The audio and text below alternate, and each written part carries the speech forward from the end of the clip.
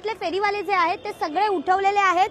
संपूर्ण परिसर जो आहे तो स्वच्छ झालेला पाहायला मिळतोय। मात्र अक्षता तेंडुलकर आज स्वतः आपल्या बरोबर इथे आलेले आहेत, परत त्या पाहणी करतायत। याच बरोबर जे लोक आहेत दादरकर जे आहेत ते त्यांना भेटून शुभेच्छा देत आहेत। आपण त्यांना विचारूया नेमकं काय झालं होतं ताई, कशा पद्धतीने हे दादर भरलेलं होतं आणि कुठे कुठे भरलं होतं ते आम्हाला तुम्ही आज डेमो करून दाखवा।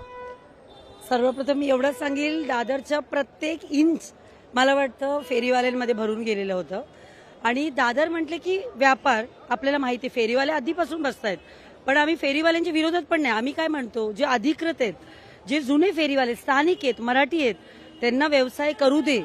पण हे अचानक वाढलेले बंगाली बांगलादेशी मुस्लिम आहेत, आपल्याला कळते ना त्यांना बघून, त्यांच्या बोलण्यावरून त्यांच्या दिसण्यावरून कळते की हे जे बांगलादेशी मुस्लिम अचानक वाढले कसं, कुठून आले। आता इथे बीट आहे, बीटच्या बाहेर पण बसलेले असतात। हे ब्रिज खाली सुप्रीम कोर्टची ऑर्डर आहे, 150 मीटर अंतरावर तुम्हाला हॉकर्स फ्री पाहिजे। पण तुम्हाला सांगू, स्टेशनच्या बाहेर माणूस जेव्हा पडतो तेव्हा चालायला रस्ता नाही। ते बाकीचे इथे ड्रेस वगैरे विकायला लोक आलेली असतात, हिंदी भाषा बोलत असतात, त्यांना कधी तुम्ही बोललायत का की इकडे बसायचं नाही किंवा कोणाची महाराष्ट्राच्या लोकांची जागा आहे त्याने मुस्लिमला दिलेली असते भाड्याने, असं असतं याच्यामध्ये। भाड्याने म्हणजे कुठे भाडं, काय कसं भाडं कुठून देतात ते? महिन्याला भाडं देतात, काय कोणाला देतात? जे मराठी आपले असताना त्यांची मराठ्यांची जागा असते, पण ते भाड्याने देतात त्यांना।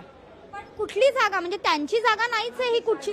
त्यांची जागा नाही, पण त्याने जुन्यापासून राहतात, ते धंदे लावतात म्हणून त्यांची जागा, असं झालंय ते। आणि मग ते भाड्याने कोणाला देतात? मग कुणी बी आलं तर भैया मुसलमान कुणाला बी देतात आणि असे, मग ते भाडं घेतं कोण? ते जे त्यांनाच घेत आपलं।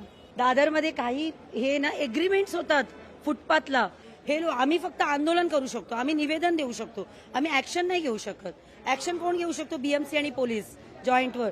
तर उद्या परत सिच्युएशन जुन्यासारखं झालं त्याला पूर्णपणे जबाबदार इकडचे पोलीस आणि बीएमसी प्रशासनच असेल, तर त्यांच्यावर ऍक्शन व्हायलाच हवं। नक्कीच। धन्यवाद ताई आमच्याशी बातचीत केल्याबद्दल।